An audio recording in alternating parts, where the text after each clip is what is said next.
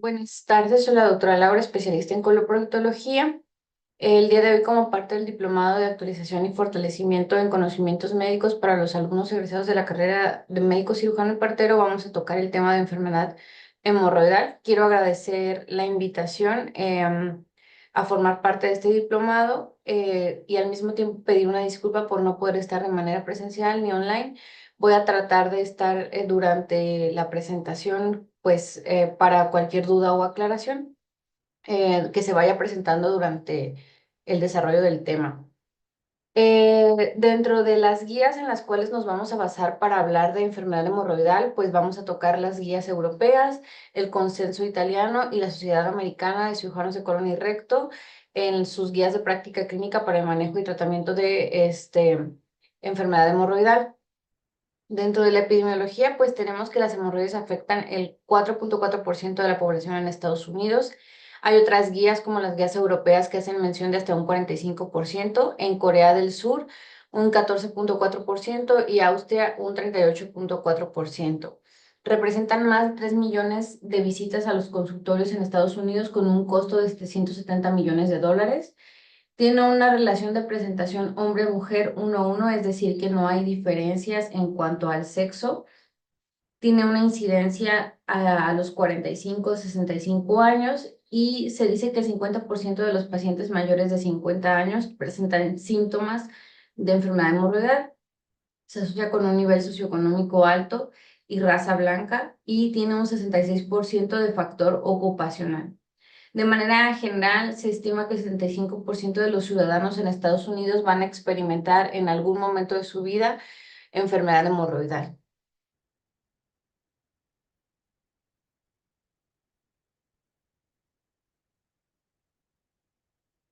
Y bueno, dentro de la anatomía tenemos que se van a definir como almohadillas vasculares que van a subyacer a la mucosa rectal distal. Van a estar conformadas dependiendo si se encuentran arriba o abajo de la línea dentada por mucosa o anodermo y estroma, tejido conjuntivo. ¿Cuál es su suministro de las hemorroides? Bueno, el suministro arterial principal va a estar dado por las arterias hemorroidales superiores y el drenaje venoso va a estar dado por la vena hemorroidal superior, media e inferior.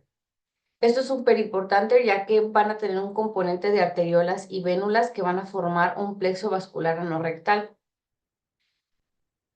De ahí el hecho de que el sangrado de la enfermedad hemorroidal sea un sangrado rojo fresco o rojo rutilante por el componente arterial, que sea a veces pulsátil por el componente arterial que tiene. Y bueno, ¿cuál es la función de las hemorroides si todos tenemos hemorroides?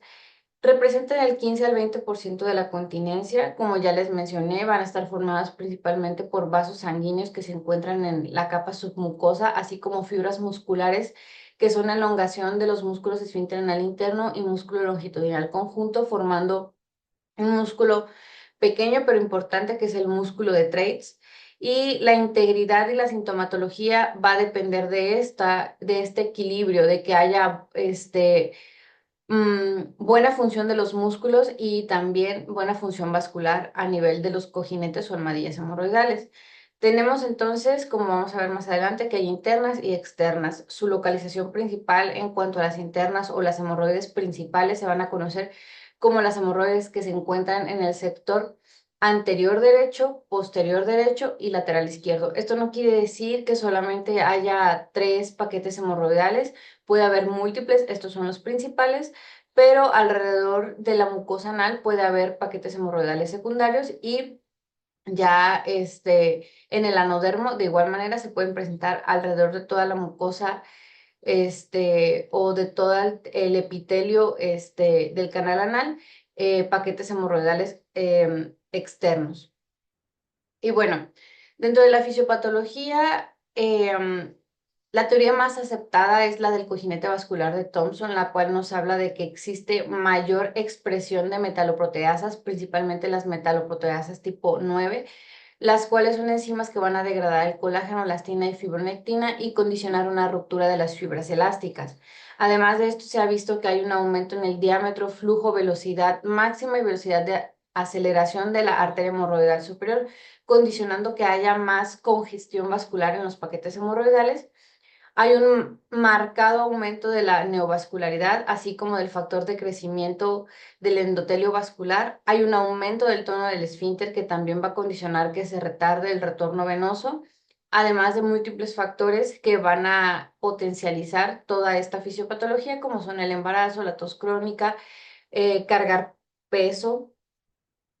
Y bueno, en esta imagen histológica vemos los cambios patológicos que se pueden presentar en la enfermedad hemorroidal. Como ya lo comentamos, hay canales vasculares marcadamente dilatados, puede haber trombosis venosa y hay un músculo liso subepitelial fragmentado que condiciona que el tejido caiga más allá de la línea dentada, que es la que se ve más moradita en su imagen. Entonces, em, todo lo que ya mencionamos de la fisiopatología, pues histológicamente también se puede identificar. Y como a manera de resumen, pues tenemos que la enfermedad hemorroidal o las hemorroides sintomáticas se van a presentar por una pérdida inicial de la fijación o interrupción del apoyo de los tejidos anales con la elongación de los músculos. Las anomalías vasculares que ya les comenté, con un aumento del flujo del plexo arteriovenoso, hipertensión venosa, inflamación microvascular. Puede haber o no redundancia rectal, es decir, exceso de tejido a nivel rectal, que también condiciona que los cojinetes desciendan y se congestionen. Más aparte factores agraviantes, como por ejemplo heces duras, estreñimiento, esfuerzo o embarazo, que también ya lo comentamos, que genera más interrupción de las redes fijas y debilitamiento de la pared vascular y por ende una enfermedad hemorroidal sintomática. Hay grupos de pacientes que se debe de tener un poquito como de atención para el tratamiento.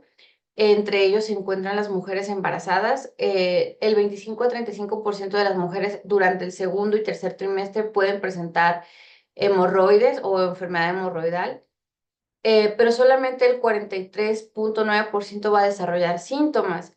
De estas, solamente el 7.9 va a presentar trombosis en el último trimestre y 20% en el posparto.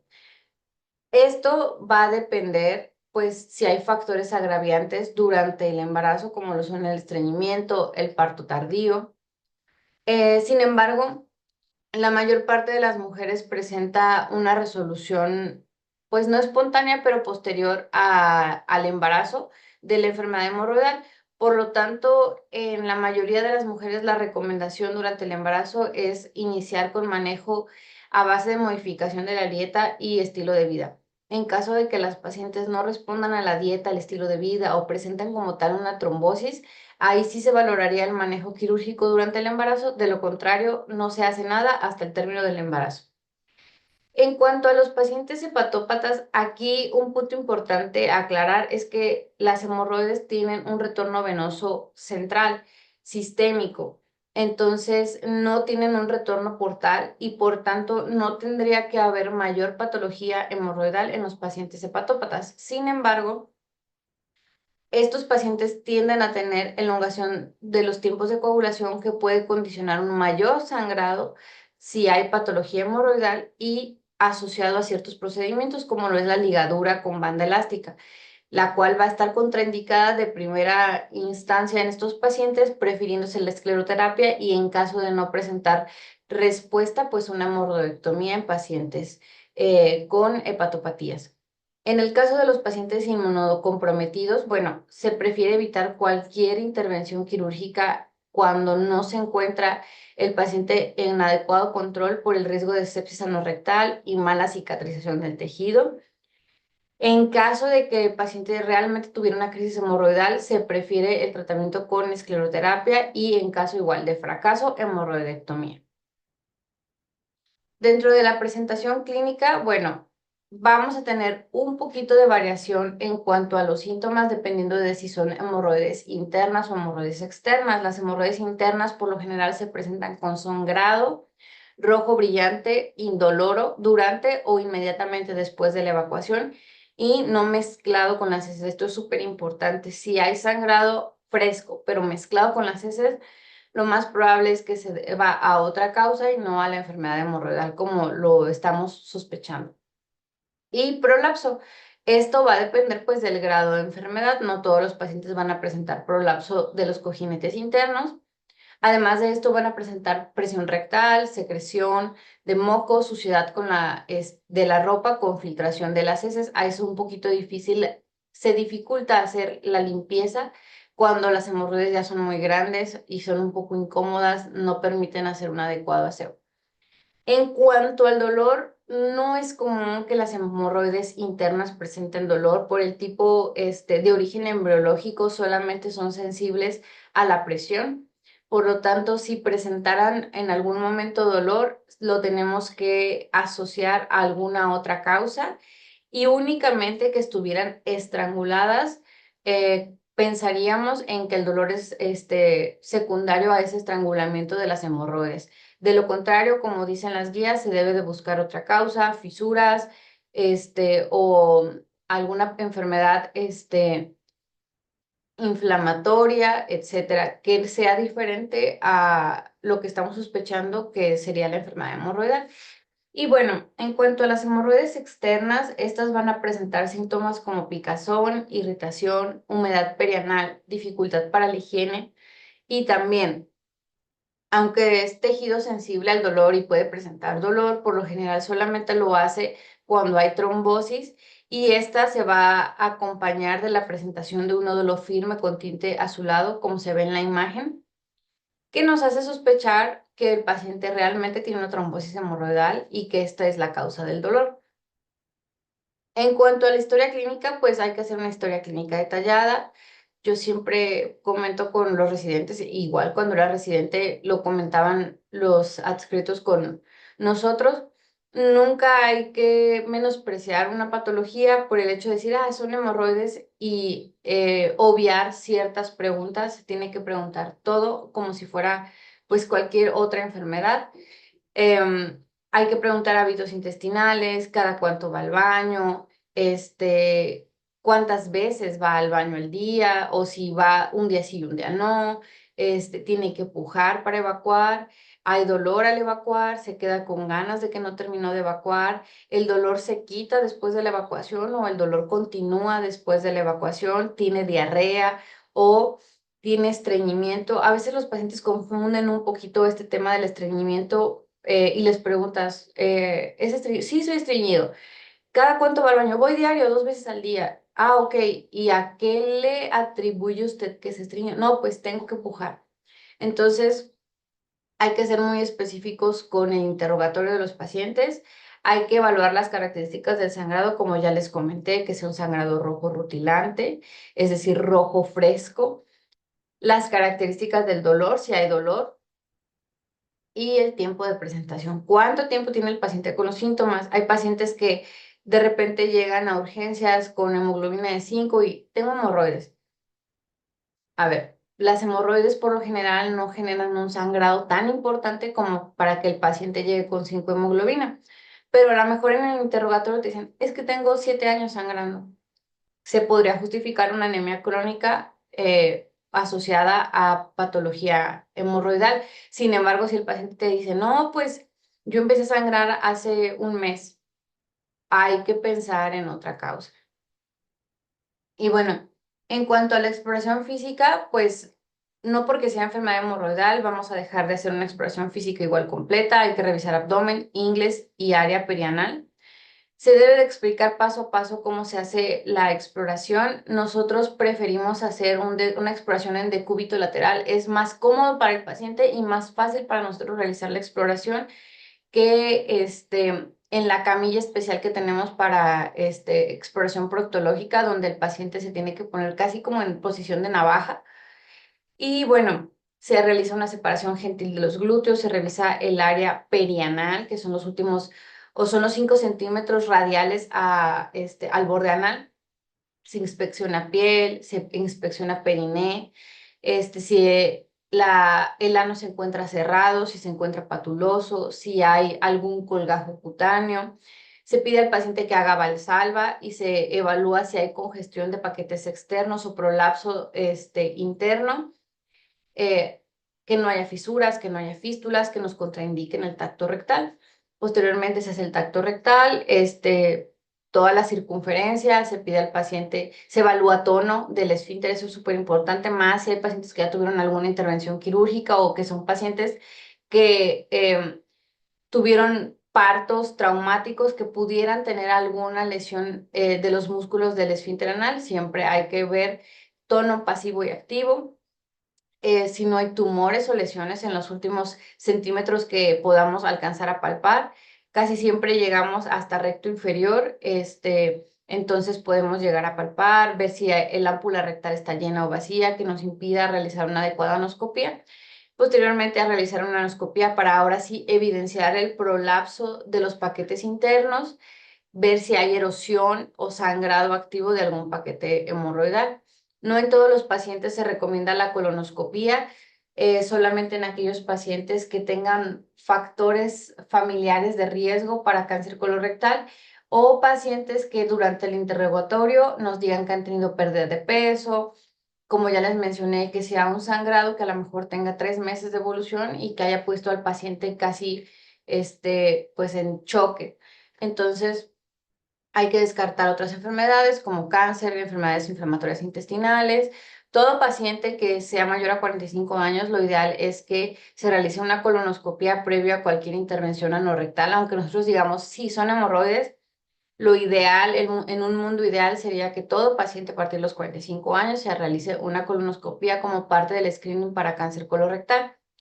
Como ven en la imagen A que les acabo de poner, a la separación de glúteos, en ocasiones no se puede o no se logra evidenciar como tal el prolapso o la congestión de los paquetes hemorroidales, por lo tanto, hay que pedir al paciente que realice maniobra de Valsalva o que puje para poder visualizar, como en la imagen B, congestión de paquetes hemorroidales para ver si no hay una fisura, como ya les comenté, o alguna otra patología no rectal, que esté oculta. Entonces, no solamente separar glúteos y ya. Después, durante la anoscopía, podemos ver si se congestionan o no los paquetes hemorroidales, como se ve en la imagen C. Y en la imagen D, en ocasiones podemos llegar a visualizar, ya sea con el puro Valsalva o posterior a la anoscopia, que ya se congestionan los paquetes hemorroidales y sacamos el anoscopio, el prolapso del tejido hemorroidal interno. Dentro de las clasificaciones, bueno, vamos a dividir a la enfermedad de hemorroidal dependiendo de si se encuentra arriba o abajo de la línea dentada, el origen de los paquetes hemorroidales, en internas, externas o mixtas cuando es una enfermedad hemorroidal tanto interna como externa. En cuanto al grado del prolapso, pues únicamente las que se clasifican son las hemorroides internas, con la clasificación más utilizada que tenemos es la clasificación de Goliger, que ya deben de conocer, donde se dividen en grado 1, 2, 3 y 4, dependiendo pues de su prolapso. Las hemorroides grado 1 no prolapsan, las grado 2 son hemorroides que prolapsan, pero solitas regresan a su lugar, por así decirlo, solamente hay prolapso durante el esfuerzo. Las grado 3 prolapsan al defecar durante el esfuerzo y suelen requerir que nosotros o que el paciente las reduzca de manera manual. Y las grado 4, a pesar de que se intente la reducción de los paquetes hemorroidales, no se logra dicha reducción.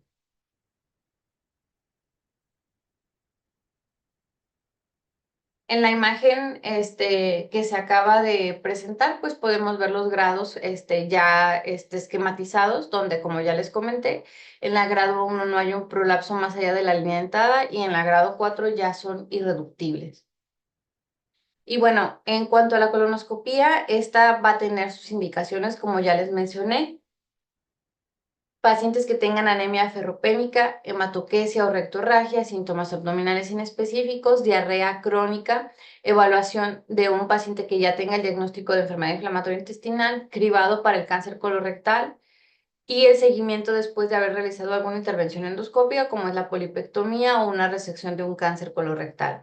Entonces, el hecho de que el paciente tenga sangrado, el hecho de que el paciente sea mayor a 45 años, que tenga familiares de primer grado con antecedente de cáncer colorectal, nos hace o nos obliga a realizarle una colonoscopia previa a cualquier intervención quirúrgica. Y esto es un punto importante porque las guías dicen que el hecho de enfocarnos a que el sangrado sea asociado a enfermedad hemorroidal, es la oportunidad perdida más común para el diagnóstico de neoplasias. Es decir, que si nosotros decimos enfermedad hemorroidal y el paciente ya tiene algún criterio, incluso únicamente la edad mayor a 45 años para realizar una colonoscopia, estamos perdiendo la oportunidad de que ese paciente se diagnostique de manera oportuna el cáncer colorectal. Bueno, en cuanto al tratamiento, lo vamos a dividir en tratamiento médico, de consultorio y quirúrgico. Esto va a depender del grado de enfermedad hemorroidal y si está complicada o no. En esta imagen que les acabo de proporcionar o de poner, tenemos que todos los grados van a recibir siempre cambios en el estilo de vida y en la dieta, todo el tiempo, desde el grado 1 hasta las complicadas. En cuanto al tratamiento médico, este sí va a depender del grado. Por lo general se recomienda en grados 1 o 2. En los grados subsecuentes, por lo general, no se tiene buena respuesta. En los tratamientos de oficina también solamente se van a ofrecer para los grados del 1 al 3. En el grado 4 es muy poco probable que haya respuesta. Los tratamientos de oficina, por lo general, como ya les mencioné, solamente responden los grado 2, 1, 2 y en ocasiones algunos grado 3. Entonces, para el grado 4 no los vamos a mencionar como una opción terapéutica. Y aquellas no escisionales, como son la ligadura guiada por Doppler o el PPH, que es el grapeo con engrapadora para hemorroidectomía. También solamente se van a recomendar en algunos grados, por lo general, dependiendo de si es prolapso o sangrado, el síntoma principal es cómo se va a elegir el tipo de tratamiento. Y el tratamiento excisional por lo general se recomienda a partir del grado 3. Las grado 2 solamente que estén muy sintomáticas se pudiera considerar tratamiento quirúrgico. Las grado 3, 4 y las complicadas siempre va a ser con tratamiento quirúrgico. Y bueno, en cuanto al estreñimiento, siempre hay que empezar a tratar ese tema con un aumento en la ingesta de líquidos. Siempre le decimos a los pacientes 2 a 3 litros de agua y fibra, de 25 a 50 gramos de fibra al día. A pesar de que el paciente comiera muy sano, es muy difícil que logre los requerimientos de fibra diarios, por eso siempre apoyamos con un suplemento de fibra dietética. Nosotros por lo general utilizamos fibra soluble, que se ha visto que a las 6 semanas logra una mejoría del sangrado. Algunos otros síntomas como el dolor no se han visto modificados con la ingesta de fibra. Sin embargo, como ya les mencioné, el sangrado es el síntoma que sí se asocia con mejoría, y el dolor vamos a necesitar otro tratamiento para el dolor. En cuanto a los laxantes osmóticos, bueno, algunos pacientes no van a responder a la fibra. Este tipo de pacientes lo que vamos a iniciar va a ser polietilenglicol o laxante osmótico suave. La recomendación es que sea 17 gramos al día, máximo 34 gramos. El Contumax, que es como el más comercial, viene dividido en sobrecitos de 17 gramos. Entonces, por lo general se recomienda que el paciente se tome un sobre diluido en un vaso de 250 mililitros de agua por la mañana, esperando un efecto aproximado en 2 horas. Pero si el paciente, a pesar de eso, tiene evacuaciones un poquito duras o no logra las evacuaciones, se deja cada 12 horas. Y como otra opción serían los disacáridos sintéticos, como lo es la lactulosa, 15 a 30 mililitros al día. Eh, la ventaja que tiene el polietilenglicol es que tiene una eficacia sostenida comparada con otro tipo de laxantes como son xenócidos, donde el intestino pues se acostumbra al uso de xenócidos y dejan de ser funcionales. Otro de los tratamientos o parte del tratamiento médico pues son los baños de asiento 2 a 3 veces al día por 10 a 15 minutos. En el caso de que el paciente presentara diarrea, que también la diarrea condiciona pues que haya congestión de los paquetes hemorroidales e incluso trombosis, y ya se descartó algo funcional asociado a la diarrea que pues tenga que tratarse de manera inicial, se puede agregar loperamida o en caso de que haya una fisura coexistente, pues agregar manejo para la fisura. De los tratamientos orales, nosotros lo más que utilizamos o recomendamos pues son los flavonoides, son recomendación 1B. Incrementan el tono vascular, reducen la capacidad venosa, disminuyen la permeabilidad capilar y aumentan el drenaje linfático y tienen un efecto antiinflamatorio. El más comercial, por así decirlo, es el Daflón 500, pero existe Diosmina esperidina hasta de manera genérica. La presentación viene de 450-50, la más utilizada. Sin embargo, para crisis hemorroidales incluso podemos utilizar las presentaciones de 1000. Y en el caso de que los pacientes solamente tengan síntomas, se va a recomendar una cada 12 horas. En caso de que los pacientes presentaron una crisis hemorroidal, aumenta la dosis. De hecho, ya se hace mención como parte, pues, de el manejo con diosmina esperidina para la enfermedad hemorroidal. Y la dosis recomendada es 2 cada 8 horas por 4 días, posteriormente 2 cada 12 horas por 3 días y una dosis de mantenimiento de 1 cada 12 horas por un mes. De hecho, las recomendaciones dicen que el tiempo de mantenimiento puede variar dependiendo de si hay buena respuesta a los síntomas o no. Por lo general, siempre dejamos que sea un mes de tratamiento. ¿Cuáles son los beneficios que se han visto con la diosmina esperidina? Bueno, una disminución del sangrado hasta en un 67% de los pacientes, disminución del edema y la comezón en un 35%, sin impacto en el control de dolor. Acuérdense que no es un analgésico, solamente aumenta el tono vascular. Y una tasa de recurrencia del 47%, pues por lo mismo, porque solamente es un tratamiento sintomático para las crisis, o para cuando los síntomas son muy marcados. Sin embargo, si el paciente tiene dolor, como ya les mencioné, hay que descartar que haya estrangulamiento, trombosis o que sea otra causa. En cuanto al dobecilato de calcio, bueno, este también es un venotónico, reduce la permeabilidad microvascular, aumentando así la resistencia capilar y reduciendo la permeabilidad capilar. La dosis recomendada de dobecilato es de 500 miligramos 2 veces por día durante 3 semanas. Igual, se recomienda solamente para un ataque hemorroidal agudo, tienen efectos adversos como pues todo. De los principales, pues son fiebre, trastornos gastrointestinales, reacciones cutáneas, artralgia y agranulocitosis.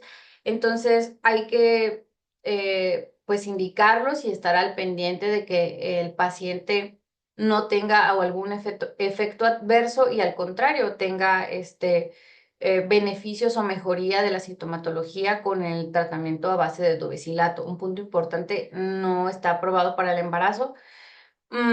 Algunas guías hacen mención que los flavonoides se pudieran llegar a utilizar en el embarazo, pues con una vigilancia estrecha, pero el dobecilato de calcio sí se encuentra contraindicado. Y bueno, en cuanto a las presentaciones tópicas, los tópicos solamente se van a recomendar en algunos pacientes que tengan pues sintomatología así como que muy específica y que el tratamiento tópico les genere mejoría, como a lo mejor ahí sí el dolor,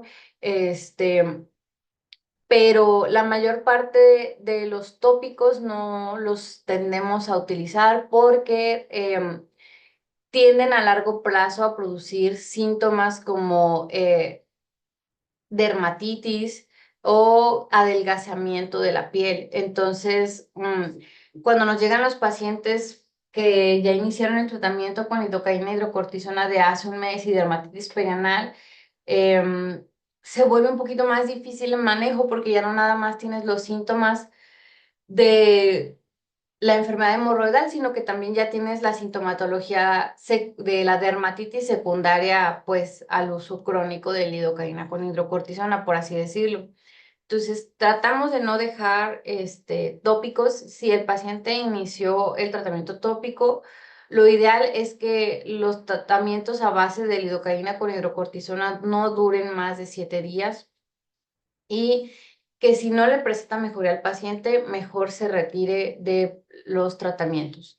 Entonces, bueno, como anestésicos locales tenemos para el ardor y la picazón que pueden venir solos o combinados. En este caso hay una presentación de lidocaína al 1.5% con nifedipino al 0.3%. Como ya sabemos, el nifedipino bloquea los canales de calcio dependientes de voltaje y la lidocaína genera un bloqueo en la iniciación y conducción de los impulsos por su efecto anestésico. Entonces, se ha visto que esto pues calma el dolor y el paciente pues tiene mejoría, digamos que temporal a la irritación, la picazón, el dolor. No hay ensayos clínicos sólidos que respalden su uso, por eso lo que les comentaba, que no todos se recomiendan. En cuanto a los nitratos, pues esto solamente en caso de que haya espasmo del esfínter anal, que nosotros durante la exploración veamos que hay una presión elevada al reposo, podemos optar por el uso de algún nitrato o nifedipino. Nosotros preferimos nifedipino porque los nitratos tienen efectos adversos en más de el 46%, como son mareo, náuseas y vómitos, cefalea. Y el nifedipino casi no tiene efectos adversos en tópico. Entonces, si hay una fisura agregada a la enfermedad hemorroidal, podemos pensar que el nifedipino es una buena opción. La fenilefrina, hay una presentación que se llama Preparation H por Pfizer, que contiene 0.25% de fenilefrina, más aparte pramosina, que es un preparado a base de vaselina, aceite mineral, aceite de hígado de tiburón, etcétera, y que pues ofrece aliviar el dolor, ardor, comezón, lubricar y desinflamar. Es un alivio igual temporal de los síntomas, por su efecto vasopresor, sin embargo, no se recomienda como tratamiento, pues, de sostén. Los corticoides, como ya les mencioné, pues sí ayudan un poquito a antiinflamar, pero posteriormente generan una dermatitis perianal crónica y los 5-aminosalicilatos se pueden utilizar en supositorios en caso de que el dolor sea muy intenso, que no nada más sea un dolor en el canal anal, sino que también haya un poquito cierto grado de proctitis, que el paciente tenga tenesmo rectal y entonces podemos utilizar supositorios de sulfasalacina. La presentación varía, hay supositorios de 250, se debe de dejar uno por las noches de 2 a 3 semanas para ver que haya un poquito de efecto antiinflamatorio, tanto en canal anal como a nivel rectal, y ese tenesmo que tiene el paciente o ese dolor mejore. No se deja a todos los pacientes, les voy a ser sincera, solamente se deja algún flebotónico en algunas hemorroides que estén grandotas, congestivas, sangrantes, bañitos de asiento, fibra, cambios en la dieta, no estar tanto tiempo sentado, no estar tanto tiempo parado, evitar estar en la taza del baño más de 8 minutos, utilizar un banquito para que cambie la angulación a la hora de la defecación y el paciente pueda evacuar sin menor esfuerzo. Entonces, por lo general, tópicos, les digo, están las opciones, no todos son buenos para todos los pacientes. Entonces, aquí es un punto importante a tratar. No vayan a salir y dejarle lidocaína con hidrocortisona para todos, porque no es un tratamiento que sea curativo y tiene efectos adversos. En cuanto a los tratamientos de consultorio, bueno, estos van a ser para hemorroides internas y consisten en la ligadura con banda elástica o banda de goma, coagulación infrarroja y escleroterapia. En el caso de que la hemorroide esté trombosada, pues hay que hacer una excisión local o una hemorroidectomía en el caso de que sea una hemorroide interna.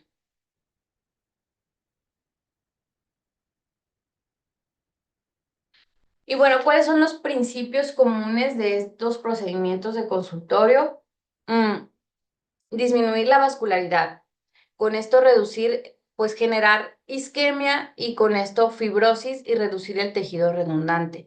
Con fijación del hemorroide a la pared rectal, ya lo dijimos, reducir el tamaño del cojinete y minimizar el prolapso, previniendo pues que se desarrolle nuevo tejido hemorroidal. La ligadura con banda elástica no es algo nuevo. Desde 1963 se introdujo Es una modalidad de tratamiento pues muy utilizada porque es muy útil y muy fácil de utilizar. Ya cuando se tiene pues la curva es como, ligadura con banda elástica, ligadura con banda elástica, ligadura con banda elástica. Son bandas de goma que se colocan, como se ve en la imagen, en el vértice de la hemorroide interna, generando una fijación alta y corrección, pues por ende del prolapso hemorroidal. Como ya les mencioné, genera isquemia, necrosis, cicatrización y fijación, pues del tejido hemorroidal. ¿Qué pasa después? Que como la banda elástica va a apretar la circulación hacia ese hemorroide, va a llegar a un punto donde el hemorroide se va a necrosar y se va a caer. Por lo general, la isquemia se presenta o la caída tanto del tejidito o de la ligadura se presenta a los 5 a 7 días. En ese momento la liga deja de funcionar o deja de cumplir su función, ya se necrosó el tejido, ya se fijó y solita se cae. Entonces, es lo que les mencionaba, que en los pacientes que tengan anticoagulación, pues no está recomendada la ligadura con banda elástica. El uso de anticoagulantes, antiplaquetarios, coagulopatías graves como los hepatópatas, inmunosupresión, que haya sepsis pélvica, no se puede o está contraindicado el uso de ligadura. Solo el 2.9% de los pacientes se dice en la bibliografía que con warfarina o AINES han presentado sangrado, sin embargo, no es el tratamiento de primera instancia. Se prefiere escleroterapia en los pacientes con anticoagulantes o antiagregantes plaquetarios. Y bueno, esta otra imagen ya se ve cómo se succiona o se tensa el tejido hemorroidal y se termina colocando la banda en la base del cojinete hemorroidal. Posteriormente, como ya les mencioné, se va a necrosar el tejido y se va a caer la bandita.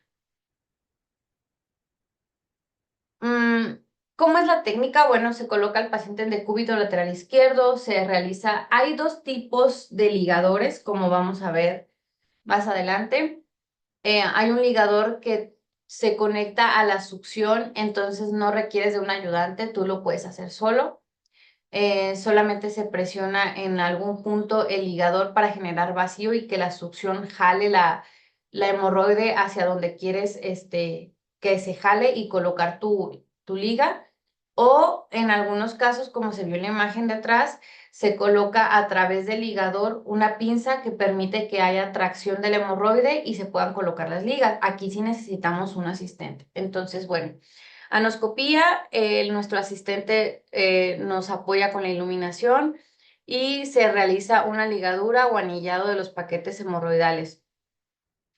Siempre se debe hacer una ligadura 1 a 2 centímetros de la línea dentada, nunca abajo, porque acuérdense que por el origen embriológico de la línea dentada hacia abajo, que es ectodermo, hay sensibilidad al dolor y a la temperatura, y arriba de la línea dentada solamente la presión. Entonces, si nosotros ligamos abajo de la línea dentada, vamos a condicionar que el paciente tenga un dolor insoportable. Por lo general, se colocan de 1 a 3 bandas. Puede haber, les digo, dolor, retención urinaria o reacciones vasovagales. Por eso es súper importante saber dónde la vamos a colocar. Se inicia con la más grande, en ocasiones no se pueden ligar las 3 bandas. Mientras más bandas liguemos por procedimiento, más riesgo de tener estos efectos adversos vamos a tener. Y si hicimos una sesión de ligadura, pero nos quedó pendiente un hemorroide, por lo general nos esperamos 4 semanas para continuar con la ligadura del resto de los paquetitos hemorroidales. Aquí es lo que les mencionaba, el sangrado se presenta entre el quinto y séptimo día, por lo tanto siempre debemos de revalorar al paciente en un par de semanas posterior a la ligadura. Y bueno, este es un poquito más esquemático de cómo se pasa a través del ligador la pinza de Alice.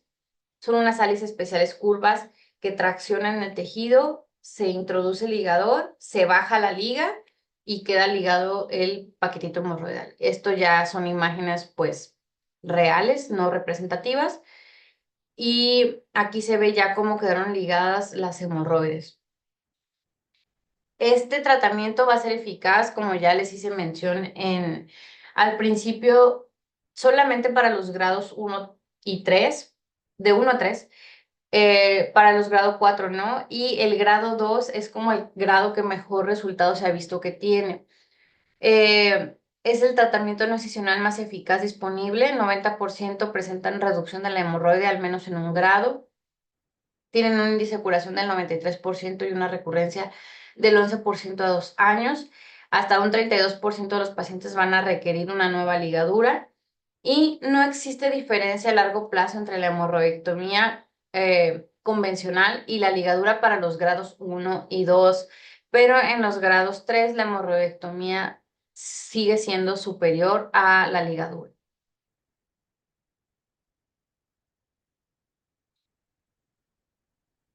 Pero las complicaciones, pues tenemos complicaciones menores, como podría ser un sangradito en un 4.7% y graves en un 1 a 3%. El dolor va a depender de la cantidad de hemorroides que se liguen y se puede presentar de un 25 a 50%, trombosis en un 1%. Si el paciente tiene dolor, fiebre y retención urinaria, hay que descartar sepsis pélvica como una complicación grave que se puede presentar. Y como ya les mencioné, el sangrado se presenta en un 1.7 a 2.9% después de la colocación de la liga. El día 5 y 7 son los días donde más riesgo de sangrado pudiera presentarse. Es un sangrado que si no tiene ninguna coagulopatía el paciente o no está anticoagulado, puede ser mínimo, pero en los anticoagulados se ha visto que hasta un 25% de los pacientes puede presentar sangrado. En cuanto a la fotocoagulación infrarroja, bueno, forma parte de los tratamientos de tipo ablativos térmicos. Este, junto con la diatermia bipolar, son procedimientos de consultorio. ¿Qué pasa aquí con la fotocoagulación infrarroja? Pues el calor coagula las proteínas, genera isquemia, cicatrices y fibrosis.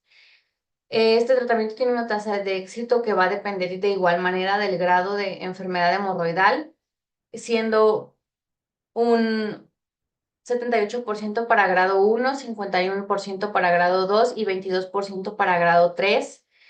Se debe, o cómo se aplica, el, la punta del aparato se coloca sobre el vértice de cada hemorroide y se hacen disparos de 0.5 a 2 segundos. Se puede realizar hasta 4 veces en el vértice.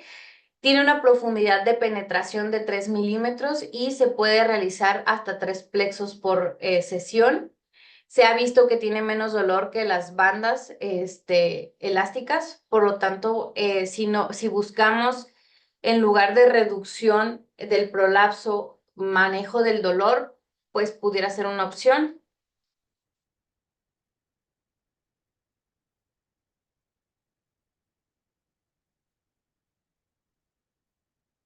Y bueno, ¿cuál es el enfoque principal? Control del sangrado, sobre control del prolapso.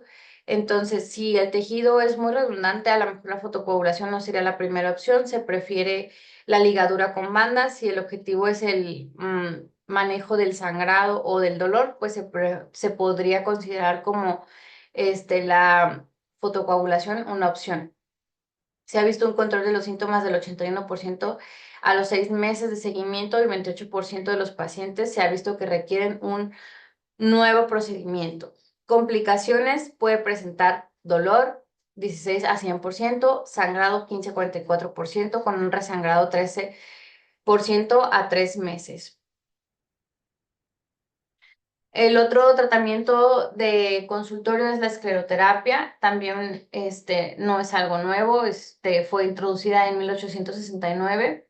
Consiste en la inyección pues, de esclerosante, como vamos a ver, que genera en el vértice del hemorroide, que genera cicatrización, fibrosis y fijación. Se recomienda para hemorroides no complicadas, que son de la grado 1 a la grado 2, y en algunos pacientes grado 3. Si el prolapso es lo que queremos manejar, no es la opción terapéutica. Creo que la ligadura es la que nos va a ayudar para eso del prolapso, como ya lo mencionamos. Y se ha visto que el éxito al año para el grado 3 es de un 20% versus 88% para el grado 1. El control del sangrado se logra en un 75 a 90%, mejora los síntomas en un 20%, en seguimiento a 4 años, mejora el sangrado en los grados 2 a 3. El prolapso, como ya les mencioné, aquí sí ya se menciona que se resuelve en un 85-94% a 5 años. Sin embargo, no es el tratamiento más efectivo para prolapso hemorroidal y el riesgo de sangrado es menor al 1%. Entonces, es el tratamiento ideal para los pacientes que están anticoagulados o que tienen alguna patología que predisponga el sangrado. Y bueno, los tipos de esclerosantes que se pueden utilizar pues son fenol al 5%, ácido carbólico, quinina en urea, morbato de sodio, tetradecilo de sodio. Nosotros no utilizamos más que el fenol al 5%, se aplica 0.5 a 2 mililitros por aplicación. Utilizamos agujas espinales de 5 milímetros, calibre 23, 25, 21. La dosis varía entre 0.5 y 2 mililitros. Se puede aplicar de 1 a 1.5 mililitros en el vértice de la submucosa. Hay que tratar de que no sea muy profundo para no generar pues alguna sepsis perianal al momento de nosotros colocar el esclerosante y que se quede muy profundo en los tejidos o muy superficial y generar necrosis de la mucosa. Se pueden esclerosar hasta 3 paquetes hemorroidales, pueden ser los principales. Igual manera, se requiere un intervalo libre entre una esclerosis y otra, que sería de 4 semanas entre sesión. ¿Cuáles son las complicaciones? Son dolor leve, transitorio, que se puede presentar de un 12 a un 70%, sangrado en menos del 1%. Se debe de evitar el uso repetitivo, también eso es un punto importante, o sea, no, le fue bien con la esclerosis, pero ya otra vez tiene otra hemorroide y otra esclerosis, porque puede haber estenosis hasta en un 3.8%, y como ya les mencioné, puede haber sepsis o bacteremia, por lo tanto hay pacientes como los cirróticos o cardiópatas que deben de recibir profilaxis, o se recomienda profilaxis previo a la esclerosis. Y está contraindicado este tipo de tratamientos en el embarazo, enfermedad inflamatoria intestinal o sepsis. Este es como un mini resumen de los estudios que se han realizado donde se comparan las 3 técnicas.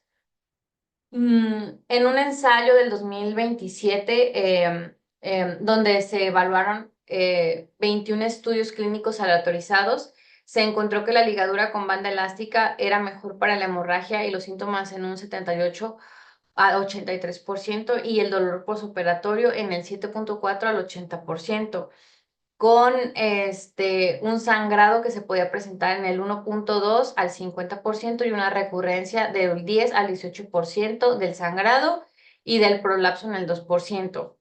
La coagulación infrarroja presentó una mejoría del 22% para las grado 3, 51% para las grado 2 y 78% para las grado 1. El dolor posoperatorio en un 16 a 100% y el sangrado en un 15 a 44%. La escleroterapia, una mejoría del sangrado de un 69%, dolor postoperatorio en el 24 a 49%, sangrado del 0.9 al 6% después del tratamiento, recurrencias del 1.5 al 29%, prolapsos en el 15% a un año para las grado 2 y fracaso al año en el 25-80% para las grado 3. Van a decir, no entendí nada. Tenemos una tablita que nos ayuda a resumir todo esto para que ahora sí tengamos un punto de comparación. Y bueno, tenemos que, en cuanto a eficacia para el sangrado, la ligadura con banda elástica fue mejor en este estudio comparada con la coagulación y la escleroterapia, lo que ya habíamos comentado. Para el prolapso, tanto grado 2 como grado 3, también la ligadura es el tratamiento con mejores resultados. En cuanto a las complicaciones, el dolor, coagulación infrarroja fue un poquito más alto para el dolor y para el sangrado. La escleroterapia es la que, si se fijan, el porcentaje de complicaciones como sangrado es muy bajito, es el tratamiento ideal para los pacientes que tienen riesgo de sangrado.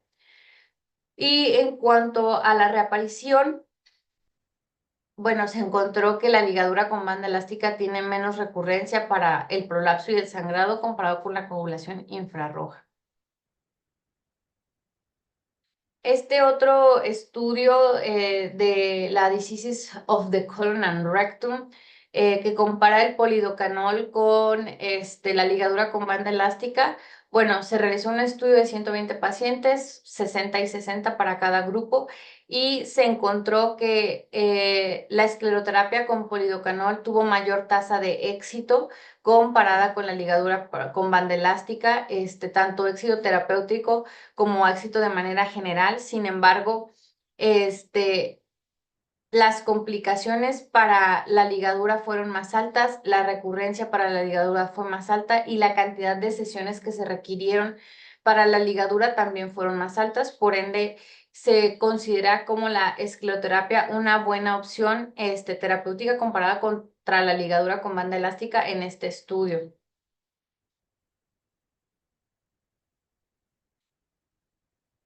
Les ando moviendo esto.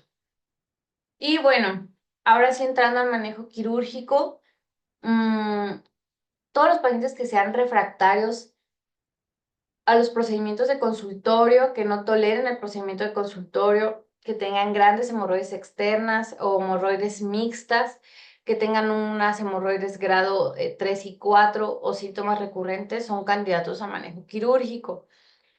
Sin embargo, como ya les mencioné, primero se trata de manera inicial con manejo médico al paciente y solamente un 5 a 10% van a requerir intervención quirúrgica. Dentro del manejo quirúrgico, pues siempre hay que seguir el protocolo ERAS, aunque sea patología no rectal. No se requiere preparación intestinal mecánica, ni siquiera se les da enemas a los pacientes. No se ha visto que haya mucha diferencia entre el uso o no de los enemas. Y la profilaxis siempre se debe iniciar no se durante los 30 a 60 minutos de la intervención quirúrgica y nunca se debe dejar por más de 24 horas. No se ha visto beneficio solamente que sean pacientes que tengan factores de riesgo para desarrollar algún proceso pues, infeccioso, se puede continuar con el tratamiento antibiótico, de lo contrario no. Y bueno, tenemos dos tratamientos quirúrgicos que son la escisión cerrada o el tratamiento o la hemorroidectomía de Ferguson, la cual consiste en realizar una hemorroidectomía con posterior mucorragia. Como ya les mencioné, no es necesario realizar preparación intestinal ni aplicar enemas. Puede ser con anestesia local más sedación. Nosotros casi siempre utilizamos bloqueos o nuestros pacientes siempre se bloquean. En no general, eso solamente que fuera un paciente que pues tenga alguna comorbilidad que condicione que requiera un manejo anestésico con anestesia general, pero solamente con un loco regional es suficiente. Se pone el paciente en litotomía, en decúbito prono, decúbito lateral izquierdo. Nosotros siempre lo ponemos en posición de navaja.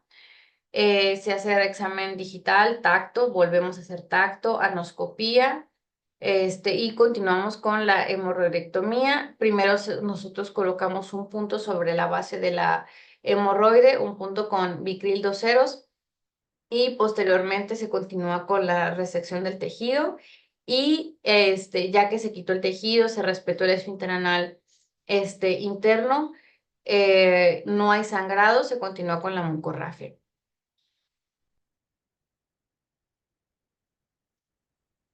La técnica abierta pues prácticamente es lo mismo, solamente no se cierra la mucosa ni el anodermo, se dejan las heridas abiertas, se pone un puntito en el vértice del hemorroide, se quita el tejido hemorroidal y listo. ¿Cuáles son los resultados pues, de estas técnicas? Son el estándar de oro. Todavía no hay ningún procedimiento de consultorio ni un procedimiento, pues digamos que no tan invasivo, que tenga tan buenos resultados como la hemorroidectomía. No hay diferencias o hay diferencias mínimas entre la técnica abierta y la técnica cerrada. La técnica cerrada tiene el beneficio que tal vez el paciente tenga menos dolor, menos sangrado, una cicatrización un poquito más rápida, pero no hay algo como marcado como para hacer a un lado la técnica abierta y únicamente quedarnos con la técnica cerrada. Este, son prácticamente iguales. Ahora, otro punto importante, en la actualidad utilizamos algunos aparatos como son el LigaSure, este, que nos ayudan un poquito al control pues vascular y a una cirugía un poco más rápida de resección del tejido hemorroidal y que sí se ha visto que pudiera llegar a tener un beneficio en cuanto al manejo del dolor posoperatorio. Pero este beneficio a las 2 semanas se vuelve prácticamente nulo y continúa siendo similar el resultado a la hemorroidectomía convencional. Únicamente, como les hice mención, nos permite que sea un poquito más rápida la hemorroidectomía, pero es un tratamiento que se eleva en costos.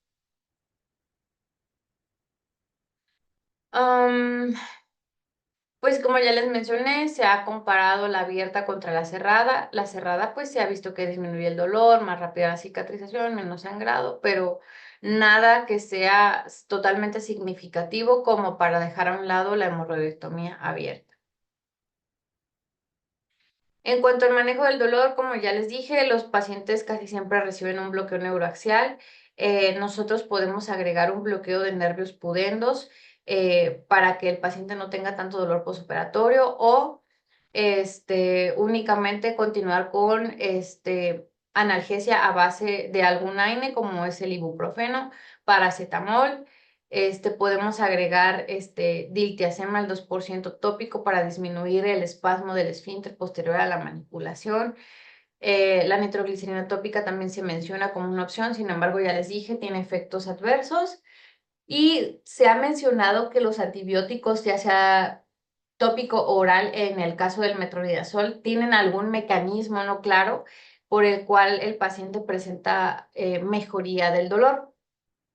Nosotros casi siempre en todas las cirugías anorrectales, a pesar de lo que les acabo de decir, que no se continúan los antibióticos, em, tratamos de dejar siempre metronidazol oral a los pacientes. Uno, porque se hace mención que tiene un efecto sinérgico con los analgésicos que ayuda a que no haya tanto dolor postoperatorio y otro porque hay muchos pacientes, la mayoría de los que nos llegan a la consulta institucional con comórbidos que sí pudieran condicionar que el paciente presente sepsis secundario al procedimiento quirúrgico, pues por un mal control glucémico, por ejemplo, y siempre los dejamos cubiertos con antibiótico al menos 7 días. Y bueno, este es otro estudio del Diseases of the Colon and Rectum que evalúa la infiltración de bupivacaína y triamcinolona en los pacientes posterior a la intervención quirúrgica. Se evaluaron pacientes con hemorroidectomía con técnica de Milligan-Morgan, grado 3 y 4, y tuvimos un grupo control, bueno, tuvieron un grupo control de 64 pacientes y un grupo a los cuales se les infiltró bupivacaína y triamcinolona, que fueron también 64 pacientes. Se encontró que el punto de máximo efecto de esta infiltración fue a las 48 horas, donde el grupo control presentó una escala de EVA de 3 puntos como máximo. El grupo de intervención de la triamcinolona y el grupo control presentó una escala de EVA de hasta 6 puntos. No hubo diferencia del dolor durante la evacuación, pero se vio que los pacientes pues, requirieron menor cantidad de aplicación de analgésicos como morfina después de la infiltración. Entonces, este artículo se los pongo porque existen pues más de una opción que se pueden utilizar como tratamientos para el control del dolor.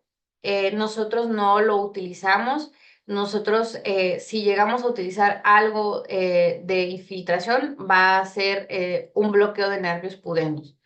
No utilizamos bupivacaína ni triamcinolona para el manejo del dolor, pero existe este estudio, se ha visto que tiene buenos resultados en cuanto a la escala del dolor posoperatoria, en cuanto a los requerimientos de morfina se refiere, pero no hay diferencias en cuanto a la curación de las heridas, complicaciones y tampoco en el dolor después de la defecación. Entonces, no es algo que nosotros hagamos como de primera instancia.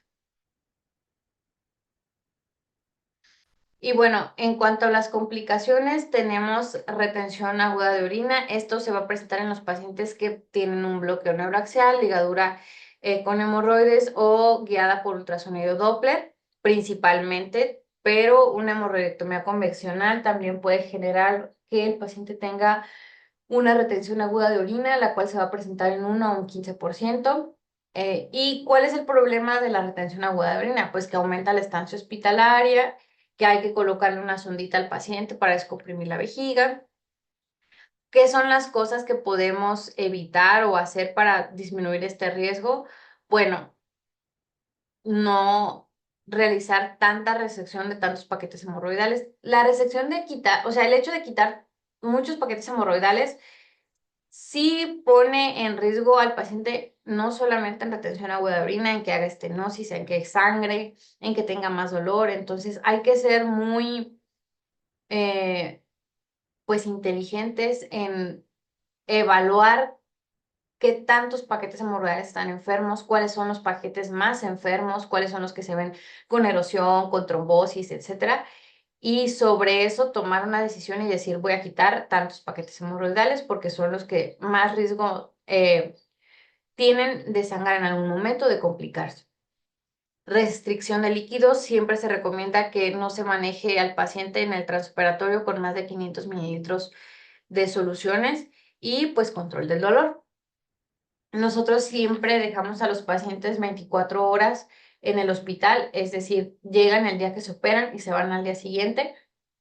Pues uno, para ver que no haya retención aguda de orina, para ver que no haya dolor o para manejar lo mejor que se pueda el dolor y para ver que no haya sangrado posoperatorio. Y bueno, en cuanto al sangrado posoperatorio, se va a presentar en 1 al 2% posoperatorio y siempre que se presente después de la cirugía, se debe de considerar que es un error técnico, que nosotros fallamos en algún paso, que no quitamos bien el tejido hemorroidal, que quedó tejido hemorroidal hacia los lados o que no hicimos una adecuada ligadura del pedículo vascular. 5.4% se presenta tardío a los 7 a 10 días. Y aquí no depende del procedimiento, simplemente es el riesgo de sangrado.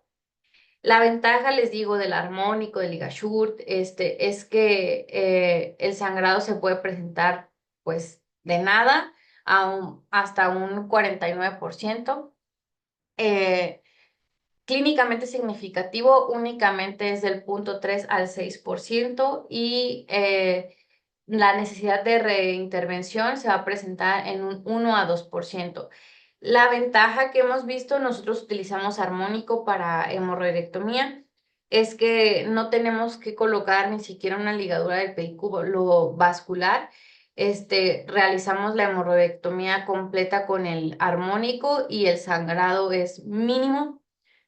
No hemos tenido pacientes que presenten un sangrado importante posterior a la resección con energía y el dolor sí disminuye en el posoperatorio comparado con una hemorroidectomía convencional. Es lo que les pudiera decir, que es diferente a lo que dicen las guías. Y bueno, en cuanto al tratamiento, pues primero empaquetar. Si nuestro paciente está sangrando, nosotros siempre dejamos un gel FOAM en el canal anal que a manera como de hemostático y compresivo. Pero en el caso de que el paciente presentara sangrado, podemos colocar pues otro gel FOAM o gasas impregnadas con epinefrina, colocar una sonda Foley o ya como última opción, pues pasar al paciente a quirófano. Si a pesar del empaquetamiento, la sonda Foley que se coloca como para hacer pues compresión en el canal anal no funcionan, pues ahora sí manejo quirúrgico. La estenosis anal se puede presentar de un 1 a un 7.5%. Esto se debe a un retiro excesivo del anodermo, como ya les mencioné. Siempre debemos dejar 1 centímetro entre de mucosa sana entre hemorroidectomía y hemorroidectomía. En las hemorroidectomías de urgencias, cuando traen una gran trombosis hemorroidal, pues de toda la circunferencia, si nosotros en ese momento decimos, ay, nuestro paciente está trombosado, hay que operarlo, le quitamos todo, nuestro paciente tiene un riesgo muy alto de que haga estenosis. Casi siempre esos pacientes, si el paciente no tiene el riesgo de desarrollar sepsis, el dolor no es importante, podemos empezar con manejo conservador hasta que desinflame un poquito el tejido hemorroidal y posteriormente ahora sí hacer una hemorroidectomía un poquito más selectiva. Y bueno, infección posoperatoria, que es poco frecuente, se presenta en menos del 1%, rara vez requiere algún otro manejo. Como ya les mencioné, los antibióticos no los recomiendan las guías, nosotros los utilizamos. A veces el tipo de pacientes que pudiéramos llegar a tratar, este, sabemos que son pacientes que no se cuidan tanto en eh, pues en sus enfermedades crónico-degenerativas, pacientes que están descontrolados o pacientes que no tienen un aseo o una higiene pues tan buena, ahí sí podríamos considerar dejar profilaxis antibiótica. Sin embargo, las guías no lo recomiendan. Y bueno, incontinencia fecal, esto pues por una lesión del esfínter que no sepamos o que no podamos identificar el esfínter anal interno y que no lo llevemos junto con el paquete hemorroidal, entonces podemos perder ese 10 a 15%, incluso 20% que les mencioné, de componente de contención, y llevar al paciente a incontinencia fecal. Las otras opciones de tratamiento para, digamos que no escisionales, van a ser la hemorroidopexia con grapas. Este procedimiento se utiliza una engrapadora circular que va a tomar parte de la mucosa y submucosa, pues el tejido hemorroidal, y lo va a cortar y grapar y generar como una nueva línea, en el sitio donde estaba el tejido hemorroidal redundante. Se asocia con poco dolor, a diferencia de la hemorroidectomía convencional. Acuérdense que el Doppler y la hemorroidopexia con grapas, su objetivo pues era disminuir ese dolor que se presentaba en la hemorroidectomía convencional. De ahí en más, creo que no hay un beneficio, no se recomienda para todos los pacientes. Hay que tener cuidado al momento de realizar este tipo de tratamientos, porque si grapamos mal el tejido podemos generar una fístula rectovaginal, podemos generar fístulas hacia la uretra, podemos generar perforaciones, podemos generar sepsis. Entonces, no para todos los pacientes se recomienda, pero es una buena opción para recurrencias de prolapso y para hemorroides internas.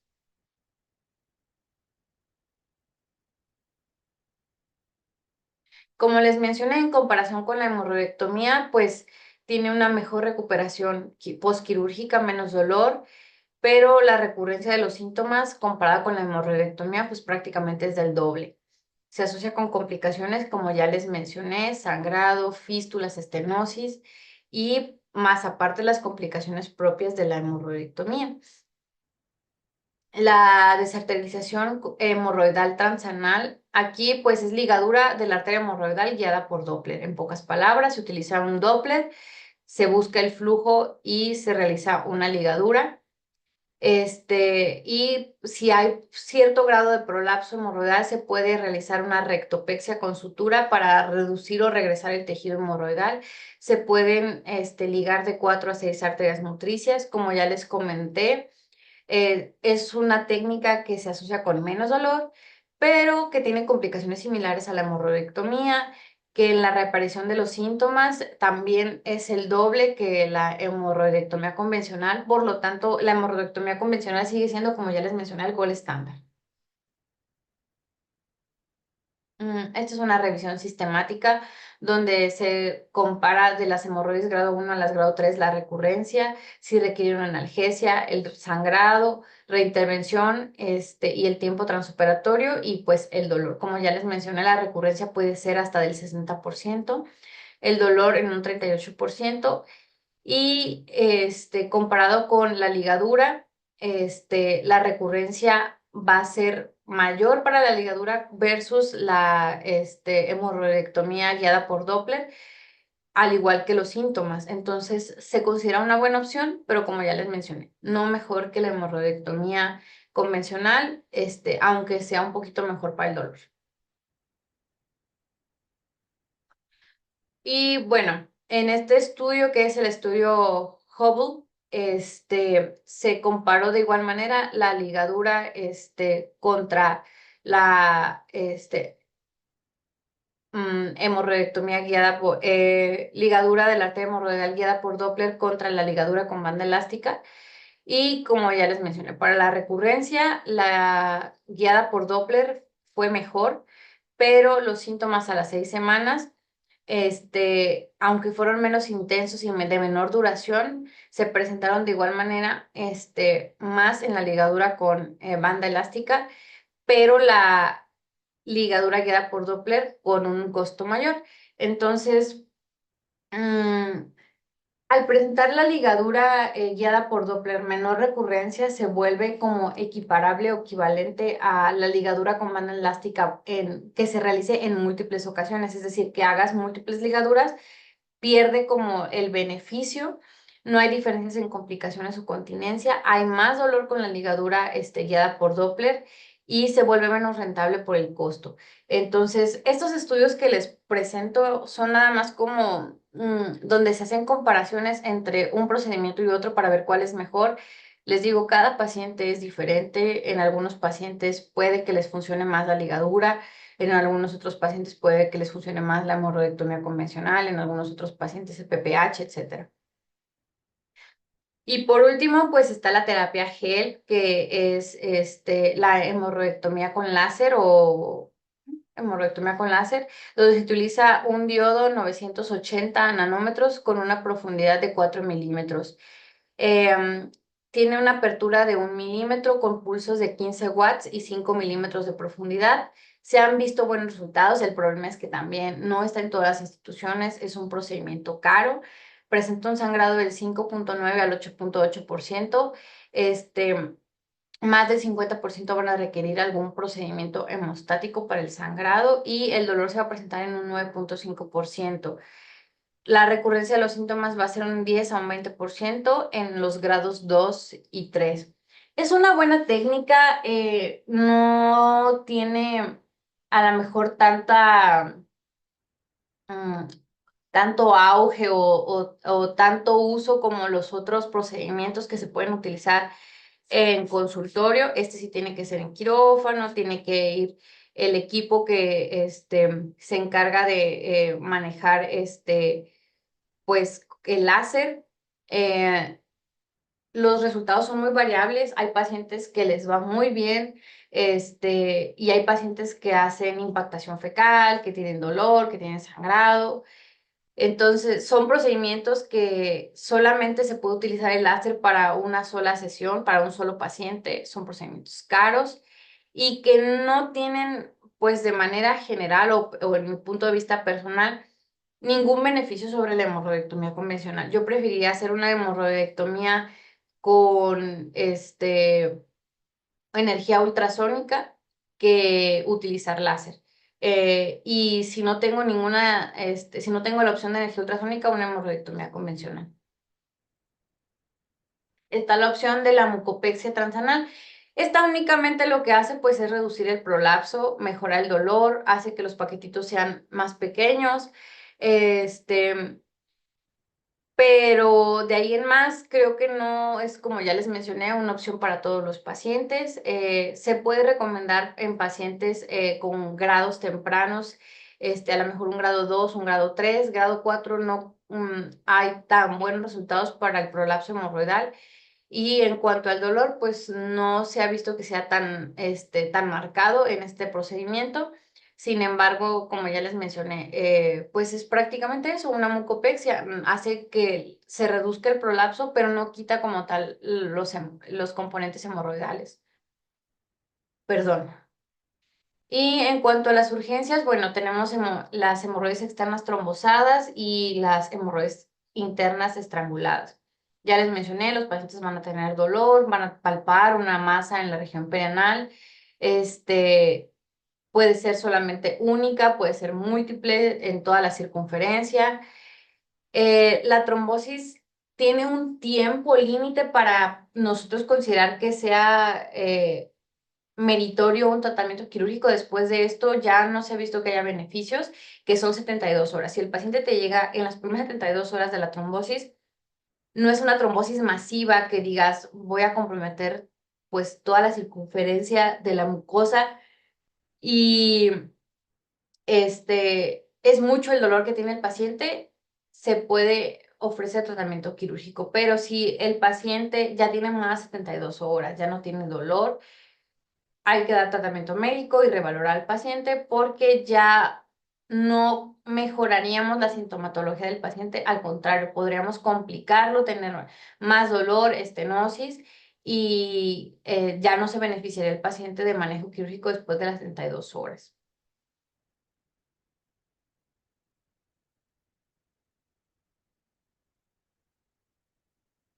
Y en cuanto a las hemorroides estranguladas, bueno, estas son internas que se encarcelaron y se volvieron irreducibles, como se ve en la imagen.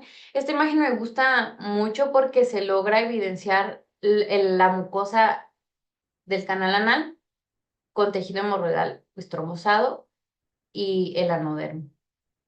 Hacer diferencia entre lo que es componente interno y externo. Y bueno,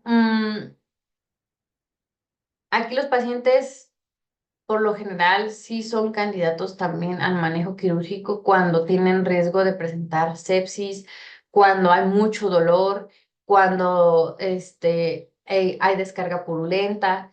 Se busca quitar no todo el tejido, hay que hacer revisión y decir, oh, esta parte de acá es la que se ve más comprometida y quitarla. De lo contrario, el otro tejido se conserva para que desinflame, para que el paciente después de tratamiento médico sea revalorado para ver si hay que quitar algún otro tejido. Les digo, el problema de cuando son urgencias es que tienen más riesgo de hacer complicaciones, sangrado, estenosis y en algunos casos el paciente con tratamiento médico puede mejorar mucho y posteriormente ya nada más revalorar al paciente para ver si es candidato a hemorroidectomía. Si están encarceladas, no son reductibles, tienen mucho dolor el paciente, tiene datos de respuesta inflamatoria sistémica, el tejido ya se ve con datos de necrosis o incluso descarga purulenta, pues aquí sí hay que hacer una hemorroidectomía por escisión urgente, les digo, tratando de rescatar lo más que se pueda de mucosa. No podemos quitarle todo. Y bueno, este es un diagrama de las urgencias que ya les mencioné. Que son las hemorroides estranguladas y las hemorroides trombosadas. Más de 72 horas de las trombosadas ya no son candidatos a tratamiento médico, pero en el caso de las estranguladas, siempre, digo quirúrgico, perdón, siempre son candidatos a tratamiento quirúrgico si el paciente tiene el riesgo de presentar alguna complicación. Y bueno, esto es como último, pues un diagramita en donde se compara, dependiendo del grado de enfermedad hemorroidal, las opciones terapéuticas. Como ya les mencioné, todos los pacientes se tienen que ir a tratamiento con cambios en el estilo de vida, en la dieta, y si esto falla, ver las opciones terapéuticas. Los grados 1, 2 o 3 son candidatos para procedimientos de consultorio, el grado 4 son candidatos para procedimientos escisionales o para procedimientos quirúrgicos no escisionales, como son la mucopexia, como son la hemorroidectomía o la hemorroidopexia con engrapadora, o la ligadura guiada por Doppler. Todos los pacientes son siempre un caso nuevo, nunca hay que decir, yo hago ligadura con banda elástica y a todos les voy a hacer ligadura. Como ya les mencioné, cada caso es diferente, cada paciente hay que valorarlo desde cero y ver cuál es la mejor opción para su caso, interrogar bien sobre coagulopatía, sobre alguna enfermedad crónico-degenerativa, que pueda poner en riesgo los procedimientos quirúrgicos o los procedimientos de consultorio. Si el paciente, su mayor sintomatología es dolor, si su mayor sintomatología es prolapso, si su mayor sintomatología es sangrado. Y ya sobre eso, pues nosotros ahora sí elegir si realizamos algún procedimiento de consultorio, que para mí en lo personal, el procedimiento de consultorio, como lo dicen las guías, pues más ideal o el que más utilizo o utilizamos es la ligadura con banda elástica. Y en el caso de los procedimientos quirúrgicos, no realizamos hemorroidopexia, no realizamos ligadura con Doppler, utilizamos hemorroidectomía convencional o hemorroidectomía con energía. Y en algunos casos, en algunos pacientes utilizamos una combinación de todas las técnicas. Hacemos hemorroidopexia para alguna hemorroide chiquitita, cuando ya quitamos demasiado tejido hemorroidal, hemorroidectomía para otras dos, algunas con energía, algunas con convencional, etcétera. Entonces, sí hay que valorar a los pacientes, son todos un caso nuevo y tomar la mejor decisión para el paciente. No es que el cirujano general no pueda realizar una hemorroidectomía, pero considero que en ocasiones, como médico cirujano general, no tenemos el conocimiento tan profundo de la anatomía anorrectal y podemos pasar por alto que estamos tomando o llevándonos este músculo junto con nuestra hemorroidectomía. Entonces, si alguno de ustedes en algún futuro quiere ser coloproctólogo, pues qué padre, pero sí considero que aunque lo consideremos como, unas hemorroides, eh, es una patología que sí se tiene que conocer, que se tiene que pensar bien en qué se le va a realizar al paciente, qué se le va a ofrecer, en cuántos paquetes hemorroides se van a quitar, cuántos no, cuáles se van a quitar. Entonces, sí es algo que se debe de planear, de pensar, de evaluar al paciente, descartar otras enfermedades, como ya les mencioné, y pues estas son como todas las gamas de opciones terapéuticas que puede utilizar un coloproctólogo. No por el hecho de que yo no lo use o en mi hospital donde me formé no lo utilicen, quiere decir que no funciona o quiere decir que estamos mal. Simplemente es lo que nos ha funcionado, lo que existe en el instituto y lo que a los pacientes les genera buenos resultados.